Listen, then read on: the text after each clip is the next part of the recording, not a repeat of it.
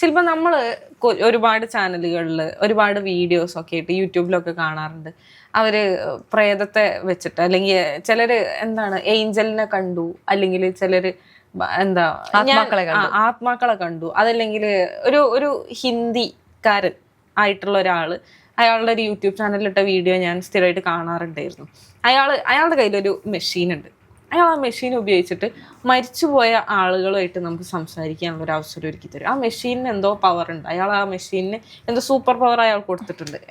അപ്പൊ നമ്മള് അയാൾ ഏറ്റവും കൂടുതൽ ഹിറ്റായ ഒരു വീഡിയോ എന്ന് പറയാൻ മറ്റേ ഇയാൾ മരിച്ചുപോയില്ലേ, സുശാന്ത് സിംഗ്. സുശാന്ത് സിംഗ് രജപൂത്. അയാളുമായിട്ട് സംസാരിക്കാൻ പറ്റും. ഇയാൾ കുറച്ച് ക്വസ്റ്റ്യൻസ് ഒക്കെ ചോദിക്കാം മെഷീനിലോട്ട് നോക്കിയിട്ട്. അപ്പൊ ആ മെഷീൻ അതിന് തക്കതായ ഉത്തരം പറയും. സുശാന്ത് സിംഗിന്റെ സൗണ്ട് നമുക്ക് കേൾക്കാൻ പറ്റുമോ? യെസ്, കേൾക്കാൻ പറ്റും. സുശാന്ത് സിംഗിന്റെ സംസാരം, സുശാന്ത് സിംഗിന്റെ സൗണ്ട് ഒക്കെ തന്നെ.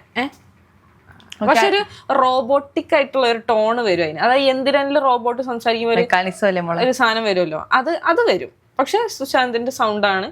സുശാന്തിന്റെ മരണത്തിലുള്ള ദുരൂഹത അദ്ദേഹം അയാൾ അത് വലിയ സസ്പെൻസ് ഇട്ട് കളിക്കുന്നുണ്ട് അതിനകത്ത്. അയാൾ ഇങ്ങനെ ചോദിക്കുന്നതിന്റെ അടുത്തുനിന്ന് വഴിതിരിഞ്ഞു പോകും, അല്ലെങ്കിൽ അത് ചോദിക്കുമ്പോൾ സുശാന്ത് അതിൽ നിന്ന് വഴിതിരിഞ്ഞു പോകും, സുശാന്ത് ഡിസ്കണക്ട് ആയി പോകും. അങ്ങനെയൊക്കെയാണ് അതിനകത്ത്. റേഞ്ച് ഇല്ലാത്തോണ്ടായിരിക്കും. ഞാൻ പറയട്ടെ അനുപമേ, ഇപ്പൊ ഈ ആത്മാക്കളുമായി സംസാരിക്കാൻ പറ്റുമോ? അല്ലെങ്കിൽ ആത്മാക്കളുമായിട്ട് നമുക്ക് എന്താ പറയാ, ഇപ്പൊ ഇയാൾ പറയുന്ന പോലെ വിശേഷങ്ങളൊക്കെ ചോദിച്ചിരിക്കാൻ സാധിക്കുമോ? അത് ആക്ച്വലി ഞാൻ ഒരു കാലഘട്ടം വരെ ഞാൻ ഒട്ടും വിശ്വസിക്കാതിരുന്ന ഒരു കാര്യമാണ്. ഇന്നും എനിക്ക് അതിൽ നേരിട്ട് അനുഭവമില്ല, നേരിട്ട് ഞാൻ അനുഭവിച്ചിട്ടില്ല. പക്ഷെ ഇങ്ങനെ ചെയ്യുന്ന ഒരുപാട് പേരോടുമായി ഞാൻ സംസാരിച്ചിട്ടുണ്ട്. അപ്പൊ അതിന്റെ അനുഭവങ്ങളാണ് എനിക്ക് പറയാൻ സാധിക്കുക. എന്ന് വെച്ചാൽ ഇപ്പൊ ഞാൻ എടുത്ത ഇന്റർവ്യൂ എടുത്തിട്ട് ഇതുപോലെ പാരാനോർമൽ ആക്ടിവിറ്റീസിൽ ഇൻവോൾവ് ആവുന്ന, അതല്ലെങ്കിൽ ഇത്തരത്തിൽ ഗോസ്റ്റ് കണക്ഷൻ അല്ലെങ്കിൽ സോൾ കണക്ഷൻ എന്നാണ്, ഗോസ്റ്റ് എന്നല്ല സോൾ കണക്ഷൻ ഉള്ള ആൾക്കാരുമായി സംസാരിച്ചിട്ടുണ്ട്. അവരുടെ എക്സ്പീരിയൻസ് ഞാൻ കേട്ടിട്ടുണ്ട്, അല്ലെങ്കിൽ അവരുടെ എക്സ്പീരിയൻസ് ചെയ്ത വീഡിയോസ് ഞാൻ ചിലത് കണ്ടിട്ടുണ്ട്. അതുപോലെ തന്നെ ഇവരെ ക്ലയൻസ് ആയ ഒരുപാട് പേരോട് ഞാൻ സംസാരിച്ചിട്ടുണ്ട്.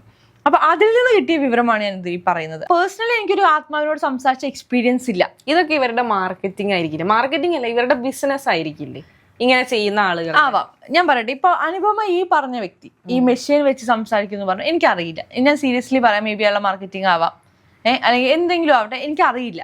പക്ഷെ ഇതിനൊരു പ്രാക്ടിക്കൽ വശമുണ്ട്. മേ ബി ഇത് പോസിബിൾ ആണ് എന്ന് എനിക്ക് തോന്നിയ ചില വ്യക്തികൾ മാത്രമാണുള്ളത്. ഇപ്പൊ ഇതില് നമ്മുടെ ഒരു സൈക്കിക് മീഡിയമായ തെറേസ ടിറ്റി വറീസിന്റെ ഇന്റർവ്യൂ നമ്മൾ എടുത്തത്. അവരുടെ ഒരു പുസ്തകമുണ്ട്, ആത്മാക്കൾക്കൊപ്പം സ്വന്തം തെറീസ എന്ന് പറഞ്ഞൊരു പുസ്തകമുണ്ട്. അപ്പൊ ആ പുസ്തകം മൊത്തം ഞാൻ വായിച്ചിട്ടുണ്ട്. അതിൽ ഇവർ പറയുന്നത് അവരുടെ അനുഭവങ്ങളാണ്. ഈ അനുഭവങ്ങളിൽ നമ്മൾ ഇവര് വീഡിയോ പബ്ലിഷ് ചെയ്തു. ഈ ഒരു വീഡിയോ പബ്ലിഷ് ചെയ്ത സമയത്ത് എന്താ പറയുക, ഒരുപാട് കമന്റുകൾ വന്നു. ഞാൻ ആ കമന്റുകളിലൂടെ ഒക്കെ വായിച്ചു പോയായിരുന്നു. കാരണം നമ്മൾ അടുത്ത ഇന്റർവ്യൂവിനുള്ള ക്വസ്റ്റ്യൻസ് പ്രിപ്പയർ ചെയ്യുന്നത് പൊതുവെ കമന്റുകൾ റെഫർ ചെയ്തിട്ടാണ്. അങ്ങനെ ഞാൻ നോക്കിയപ്പോൾ അതിൽ ഒരുപാട് പേര് ഇവരുടെ കൺസൾട്ടേഷൻ എടുത്തിട്ട് അത് വർക്കൗട്ട് ആയി സ്വന്തം അച്ഛനെ അമ്മയൊക്കെ കണ്ടവരുണ്ട്. ഇവര് പ്രൊമോഷൻ ചെയ്യുകയാണെങ്കിൽ എങ്ങനെയാണ് എന്താ പറയാ, ഇവരെ സംബന്ധിച്ച് ഇവർ ആ വീഡിയോ പബ്ലിഷ് ചെയ്തത് അറിഞ്ഞിട്ടില്ല. അവരെന്നോട് അതിന്റെ കൂടുതൽ അപ്ഡേറ്റ്സോ കാര്യങ്ങളോ ഒന്നും ചോദിച്ചിട്ടില്ല. ഇനിയിപ്പോൾ ഇവർ പ്രൊമോഷൻ ചെയ്യുന്നവരായിക്കോട്ടെ, ഇവർ അതിൻ്റെ ഇടയിൽ വന്ന് കമന്റ് ഇട്ടതായിക്കോട്ടെ, അങ്ങനെയാണെങ്കിൽ എത്ര കമന്റുകൾ വരെ ഇടും? എത്ര ഒരു എന്താ പറയാ, ബോട്ടിലേക്ക് വെച്ചിട്ട് ഇടുകയാണെങ്കിൽ നമുക്ക് എത്ര വേണമെങ്കിലും ഇടാം. പക്ഷെ അതിൽ നമ്മൾ ആ പറയുന്ന രീതിയിൽ നമുക്കൊരു ജെന്യൂനിറ്റി ഫീൽ ചെയ്യും. ടിറ്റി മാമിന്റെ ഇന്റർവ്യൂവിൽ ടിറ്റി മാം മാലാഖയെ കണ്ടു എന്ന് പറയുന്നുണ്ട്. ആ ഇന്റർവ്യൂവിൽ മാം ആ വീഡിയോ കാണിച്ചു തരാൻ തയ്യാറായിരുന്നു, പക്ഷെ കാണിച്ചു തന്നില്ല. എന്തോ റീസൺസ് കൊണ്ട് കാണിച്ചു തരാൻ സാധിച്ചില്ല. പക്ഷെ ആ ഇന്റർവ്യൂ കഴിഞ്ഞ ശേഷം എനിക്കും രോഹിത്തിനും വേണ്ടിയിട്ട് മാം ഞങ്ങൾക്ക് ആ വീഡിയോ കാണിച്ചു തന്നു. മാം പറഞ്ഞതുപോലെ ഒരു രൂപം നമുക്ക് ആ വീഡിയോയിൽ കാണാം, ആ CCTV ദൃശ്യങ്ങളിൽ കാണാൻ സാധിക്കും. അപ്പോൾ മാം തന്നെ പറയുന്നുണ്ട്, ഇത് ഒരുപാട് പേര് ഞാൻ എഡിറ്റ് ചെയ്ത് വെച്ചതാണെന്ന് പറഞ്ഞു വരുന്നുണ്ട്. അവർ വിശ്വസിക്കേണ്ട, എൻ്റെ വിശ്വാസമല്ലേ എന്നുള്ള രീതിയിൽ പറയുന്നുണ്ട്. അപ്പം തന്നെ ഈ മാം പറയുന്ന വേറൊരു കാര്യമുണ്ട്. ഇവരുടെ ഒരു ഫ്രണ്ട്, അദ്ദേഹം ഒരു എന്താ പറയാ ESP പാരാനോർമൽ എന്ന് പറയുന്ന ചാനൽ നടത്തുന്ന ബിജു ശാരദാ പത്മനാഭൻ, ഇദ്ദേഹത്തിന്റെ അമ്മ മരിച്ചുപോയി, ഇപ്പം അടുത്താണ് മരിച്ചു പോകുന്നത്. ഈ അമ്മയുടെ ചിത്രം ടിറ്റി മാം വരച്ചിട്ടുണ്ട്. ഈ അമ്മയെ ഇവർ കണ്ടിട്ടില്ല, കാണാതെ വരച്ചതാണ് ആ ചിത്രം. അതെന്തുകൊണ്ട്, എങ്ങനെ വരച്ചതായിരിക്കും അവര്? അതിന്റെ ബാക്കിലൊരു സയൻസ് എന്തായിരിക്കും? ഇത് ബിജു ശാരദാ പത്മനാഭൻ എന്ന് പറഞ്ഞ സാധനം സമ്മതിച്ചിട്ടുള്ള കാര്യമാണ്. ഇത് ആരുടെ അമ്മയാണെന്ന് ഇവർക്ക് അറിയില്ല ഈ ചിത്രം വരച്ചപ്പോ. എന്നിട്ട് ഇവരുടെ ഫ്രണ്ട്സിനോടൊക്കെ ചോദിച്ചു നോക്കുമ്പോഴാണ് ഇദ്ദേഹത്തിന്റെ അമ്മയാണെന്ന് തിരിച്ചറിയുന്നത്. അതെന്തിന്റെ അടിസ്ഥാനം? അതിനുശേഷമാണ് അവർ മരിക്കുന്നത്. അതെന്തുകൊണ്ടായിരിക്കും? ഇവര് പറയുന്നത് ഇവർക്ക് ഇവരുടെ അച്ഛനുമായിട്ടും ഒരു പൂർവാശ്രമത്തിലുള്ള ഏതൊരു പിതാവുമായിട്ടും കണക്ഷൻ ഉണ്ട് അല്ലെങ്കിൽ അവരോട് സോൾ കണക്ഷൻ ഉണ്ടെന്നാണ് പറയുന്നത്. പൂർവ്വജന്മത്തിലുണ്ടായിരുന്ന ഒരു പിതാവുമായിട്ടും എന്താ പറയാ അവർ കമ്മ്യൂണിക്കേറ്റ് ചെയ്യാറുണ്ട്, കൃത്യമായ മെസ്സേജുകൾ കിട്ടാറുണ്ട് എന്നിവർ അവകാശപ്പെടുന്നുണ്ട്. അപ്പൊ അതിന് നമുക്ക് നിഷേധിക്കത്തക്ക രീതിയിൽ അങ്ങനെ അന്ധമായിട്ട് ഇപ്പോ ഇതുപോലെ മെഷീനെ കൊണ്ടുവന്ന് വെച്ചിട്ട് ഓക്കെ ശില്പ ഇങ്ങോട്ട് വരും. ഇതിപ്പോ ഞാൻ പറഞ്ഞ ഉദാഹരണത്തിൽ അയാൾക്കൊരു മെഷീൻ ഉണ്ട്, അയാൾക്ക് മെഷീൻ ഉണ്ടെന്ന് തന്നെ നമുക്ക് കരുതാം. ഇതിപ്പം ഈ ടിറ്റി മാമിന് മെഷീൻ ഒന്നുമില്ല ഇല്ല. പക്ഷെ ഈ ഹ്യൂമൻ സൈക്കോളജീസ് എന്താ ഭയങ്കര ഇൻട്രസ്റ്റിംഗ് ആയിട്ടുള്ളൊരു ഏരിയ ആണ്. ഭയങ്കരമായിട്ട് എന്താ പറയുക, ഇതുവരെ ഉത്തരം കിട്ടാത്ത കുറെ ചോദ്യങ്ങൾ കൊണ്ട് തിങ്ങി നിറഞ്ഞു നിൽക്കുന്ന ഒരു ഏരിയ ആണ്. അപ്പോൾ കുറെ മിസ്റ്ററികൾ ഉണ്ട് അവിടെ. ഉണ്ട് തീർച്ചയായിട്ടും. അപ്പം പക്ഷെ ഒരു പരിധി വരെ അതിനെ പഠിക്കാൻ ശ്രമിച്ചു കഴിഞ്ഞു കഴിഞ്ഞാൽ നമുക്ക് മനസ്സിലാവും ആളുകളെ എന്ത് ചെയ്തു കഴിഞ്ഞു കഴിഞ്ഞാൽ അവരൊരു ട്രാൻസ് സ്റ്റേറ്റിലേക്ക് കൊണ്ടുപോകാൻ പറ്റും, അല്ലെങ്കിൽ എന്ത് ചെയ്ത് കഴിഞ്ഞു കഴിഞ്ഞാൽ അവർക്ക് നമ്മൾ ഉദ്ദേശിക്കുന്ന ഒരു സാധനം അവർക്ക് എന്താ പറയുക ഇമാജിനേഷൻ അവരെ കൊണ്ട് ചെയ്യിപ്പിക്കാൻ നമ്മുടെ കയ്യിലാവും അവരുടെ കൺട്രോൾ എന്നുള്ളൊരു സാധനം ഇത് എന്താ പറയുക ട്രെയിൻ ചെയ്ത് കഴിഞ്ഞു കഴിഞ്ഞാൽ കിട്ടുമെന്നാണ് ഞാൻ മനസ്സിലാക്കുന്നത്. ആ രീതിയിലായിക്കൂടെ ഇത്? അതെങ്ങനെയാ നമുക്ക് അങ്ങനെ പറയാൻ സാധിക്കും? കാരണം ഒരാൾ വേണമെന്ന് വെച്ചിട്ട് ഒരാളെ ഇങ്ങനെ ട്രെയിൻ ചെയ്തെടുക്കൂ? അങ്ങനെയല്ല ഞാൻ ഉദ്ദേശിച്ചത്. അതായത് ഇപ്പൊ ഞാനൊരു ട്രെയിൻഡ് എന്താ സൈക്കോളജിസ്റ്റ് ഓർ വോട്ടെവർ, ശില്പയ്ക്ക് ഇപ്പോൾ ശില്പയുടെ മരിച്ചുപോയ ആരെങ്കിലും ഒരു ഫ്രണ്ടോ ആരെങ്കിലും ശില്പയ്ക്ക് അവരെ ആയിട്ട് സംസാരിക്കണം അല്ലെങ്കിൽ അവരെ കാണണം എന്ന് പറഞ്ഞിട്ട് എന്നെ സമീപിക്കുകയാണ്. ഞാൻ ഒരു എന്താ ഇതേപോലത്തെ ഒരു ഹീലറോ അല്ലെങ്കിൽ ഒരു സൈക്കോളജിസ്റ്റോ ആരോ ആണ് ഞാൻ. അപ്പോൾ എൻ്റെ അടുത്ത് വന്നപ്പോൾ ഞാനിങ്ങനെ എനിക്കറിയാം ശില്പയെ എന്ത് ചെയ്ത് കഴിഞ്ഞ് കഴിഞ്ഞാൽ നമ്മൾ കാണാറില്ല. നമ്മൾ കഴിഞ്ഞ ദിവസം നമ്മുടെ ഇവിടെ ഇൻ്റർവ്യൂ ചെയ്ത ഒരാളുണ്ടായിരുന്നു. അതായത് അദ്ദേഹം നമ്മളൊന്നും ചെയ്യണില്ല, നമ്മളെ ടച്ച് ചെയ്യുന്ന പോലും ഇല്ല, പക്ഷെ നമ്മൾ നേക്കഡായിട്ടാണ് സൊസൈറ്റിയിൽ നിൽക്കുന്നത്, അല്ലെങ്കിൽ ഒരു ഗ്രൂപ്പ് ഓഫ് പീപ്പിളിനെ നടുക്ക് പെട്ടെന്ന് നമ്മൾ നേക്കഡാണ്, അല്ലെങ്കിൽ നമുക്ക് ചുറ്റും നിൽക്കുന്ന ആൾക്കാർ നേക്കഡാണ് എന്ന് നമ്മളെ കൊണ്ട് തോന്നിപ്പിക്കാൻ അയാൾക്ക് പറ്റും. മെന്റലിസം ചെയ്യുന്ന ഒരു മനുഷ്യൻ. അതേപോലെ ആന പുറകെ കുത്താൻ വന്നു, അപ്പൊ ഓടി കാട്ടിലേക്ക് പോയി. എന്തുകൊണ്ടാണ് അയാൾക്ക് അനുഭവമേ? ഇപ്പൊ അനുഭവം പറഞ്ഞ എക്സാമ്പിൾ ഈ ടിറ്റി മാം പറയുന്ന എക്സാമ്പിൾ, ടിറ്റി മാമിനെ കുറിച്ച് സംസാരിച്ചത് കൊണ്ടാണ്. ടിറ്റി മാമിനെ കുറിച്ച് സംസാരിക്കുമ്പോൾ മാം പറയുന്ന ഈ ആൾക്കാർ ഇപ്പൊ അനുഭവം, ഇപ്പൊ എൻ്റെ ഒരു ഫ്രണ്ട് മരിച്ചുപോയി, എനിക്ക് ആ ഫ്രണ്ടിനോട് സംസാരിക്കണം എന്ന് വിചാരിക്കുക. അപ്പോൾ ഞാൻ ടിറ്റി മാമിനെ കൺസൾട്ട് ചെയ്യാണ്. എനിക്കും എൻ്റെ ഫ്രണ്ടിന് മാത്രം അറിയാവുന്ന കാര്യങ്ങളെങ്കിൽ ഞാൻ ടിറ്റി മാമിനെ അറിയുന്നത്. അതൊക്കെ നമ്മുടെ അടുത്ത് ഇങ്ങനെയാണ് ഊഹിച്ചെടുക്കാൻ സാധിക്കും. നമ്മളോട് പല കാര്യങ്ങളും ചോദിച്ചിട്ട് അങ്ങനെയൊക്കെ നമ്മുടെ കയ്യിൽ നിന്ന് ചെറുതായി അവര് എടുക്കുന്നത്. അത്രയും പേഴ്സണലായ കാര്യങ്ങൾ പറയാൻ സാധിക്കുമോ? അതിപ്പോ ഞാൻ അതിനെ പൂർണ്ണമായി അടച്ചാക്ഷേപിക്കുന്നില്ല. എന്നിരുന്നാലും ഞാൻ വേറൊരു ഉദാഹരണം പറയാം. നമ്മുടെ ഇവിടെ വന്നിരുന്ന വേറൊരാളുടെ പേരൊന്നും ഞാൻ പറയണില്ല, ഞാൻ അവർക്ക് അതൊരു ബുദ്ധിമുട്ടായാലും. അപ്പോൾ അവർ വന്ന സമയത്ത് നമ്മുടെ കൂടെ തന്നെ ഉള്ള ഒരാളുടെ അടുത്ത് ഇതേപോലെ അയാളുടെ നമ്മൾ പൊതുവെ അങ്ങനെ ചോദിക്കാറുണ്ടല്ലോ, നമ്മുടെ ആരുടെയെങ്കിലും എന്തെങ്കിലും ചോദിക്കും, അയാളോട് പാസ്റ്റോ ഫ്യൂച്ചറോ എന്തെങ്കിലുമൊക്കെ ചോദിക്കുമല്ലോ. അപ്പോൾ നമ്മുടെ കൂടെ തന്നെ ഉള്ള ഒരാളുടെ കാര്യങ്ങളൊക്കെ ചോദിച്ചപ്പോൾ അയാൾ നമ്മുടെ കൂടെയുള്ള ആളോട് കുറെ ക്വസ്റ്റ്യൻസ് ചോദിച്ചു. നിങ്ങളുടെ മുട്ടിന്റെ താഴേക്ക് മുറിവുകൾ സംഭവിച്ച പാടുകളുണ്ടോ എന്നൊക്കെ ചോദിച്ചു.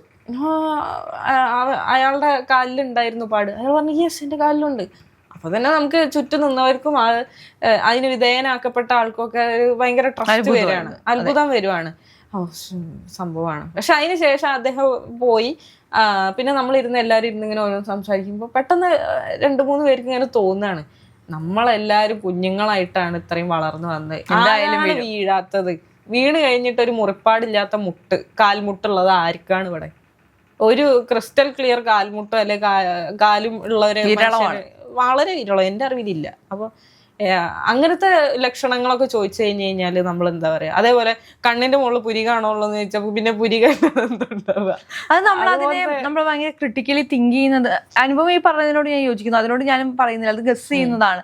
പക്ഷെ ഇങ്ങനെ കൃത്യമായ എക്സ്പീരിയൻസ് ഇപ്പൊ വേണുചേട്ടന്റെ ഇന്റർവ്യൂസിലൊക്കെ വേണുചേട്ടനെ സംബന്ധിച്ച് വേണുചേട്ടനെ കൃത്യമായി അറിയുന്നവർക്ക് അറിയാം. വേണുചേട്ടൻ അങ്ങനെ ഒരു മാർക്കറ്റിംഗിനുള്ള കെൽപ്പൊന്നുള്ള ഒരു മനുഷ്യൻ. ഇപ്പൊ ടിറ്റി മാം എന്ന് പറയുമ്പോൾ കുറച്ചുകൂടി എസ്റ്റാബ്ലിഷ്ഡ് ആണ്. പിന്നെ അവരൊരു സൈക്കോളജിക്കൽ മേഖലയിൽ ജോലി ചെയ്യുന്നവരൊന്നുമല്ല, അവരൊരു റിസർച്ചറാണ്, അവരൊരു പൊളിറ്റിക്കൽ സയൻസിന്റെ ടീച്ചറാണ്, അവരൊരു പ്രൊഫസറാണ്, പൊളിറ്റിക്കൽ സയൻസ് പഠിപ്പിക്കുന്ന ഒരു പ്രൊഫസർ. അത്രയും റാഷണൽ തിങ്കർ ആയിട്ടുള്ള ഒരാളാണ്.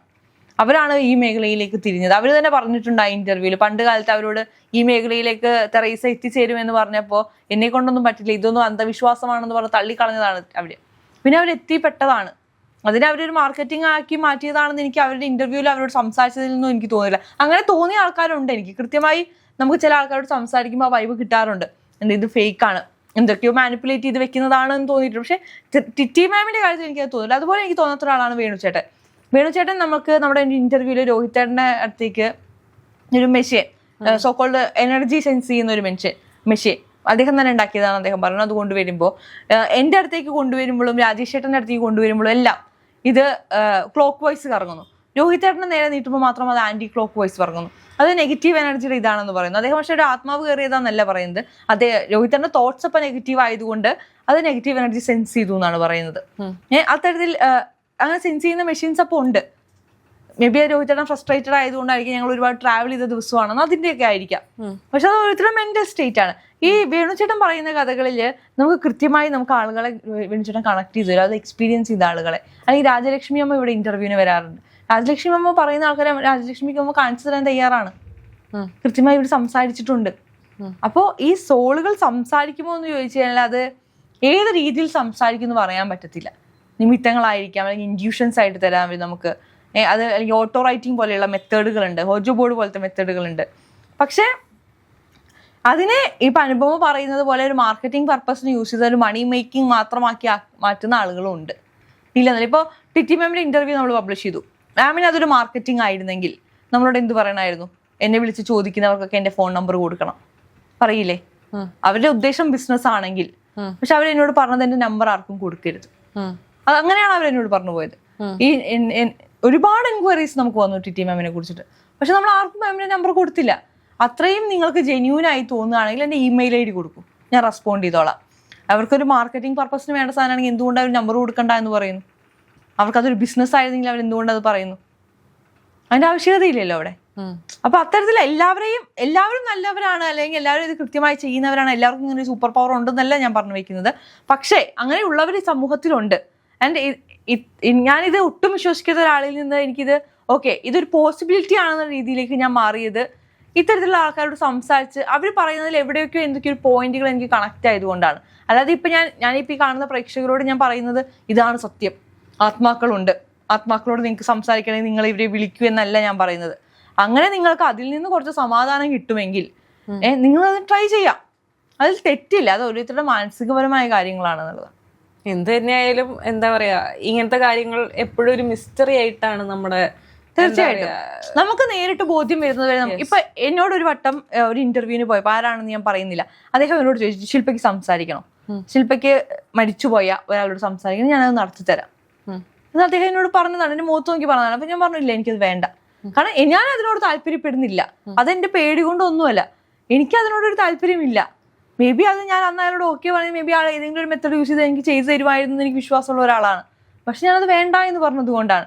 അപ്പൊ അദ്ദേഹം ഒരു ധൈര്യവും ഇല്ലാതെ അത് ഒരു മാധ്യമ പ്രവർത്തകയായ എൻ്റെ അടുത്ത് വന്ന് ചോദിക്കത്തില്ല. കാരണം അത് ഫേക്ക് ആണെന്ന് എനിക്ക് തോന്നിക്കഴിഞ്ഞാൽ നേരെ തിരിച്ചു പറയാൻ എനിക്ക് സാധിക്കും, അല്ലെങ്കിൽ ഒരു പൊതു പ്ലാറ്റ്ഫോമിലൂടെ എനിക്ക് പുറത്തു പറയാൻ സാധിക്കുമെന്ന് അദ്ദേഹത്തിനുള്ള പേടി ഉണ്ടാവില്ലേ? പക്ഷെ എന്തുകൊണ്ടാണ് അത്ര ധൈര്യത്തിൽ അദ്ദേഹം അത് ചോദിക്കുന്നത്? അപ്പൊ അത് എവിടെയെങ്കിലുമൊക്കെ കാര്യങ്ങളുണ്ടാവും. പക്ഷെ അത് വിശ്വസിക്കുന്നതും വിശ്വസിക്കാതിരിക്കുന്നതും നമ്മുടെ മനസ്സ് പോലെ ഇരിക്കും. അത് നമ്മുടെ തീരുമാനങ്ങളാണ്. പക്ഷെ ഇത്തരത്തിൽ പറ്റിക്കാൻ നടക്കുന്ന നിരവധി പേര് നമ്മുടെ നാട്ടിലുണ്ട്. ആ ആൾക്കാരെ സൂക്ഷിക്കുക എന്നുള്ളതാണ്.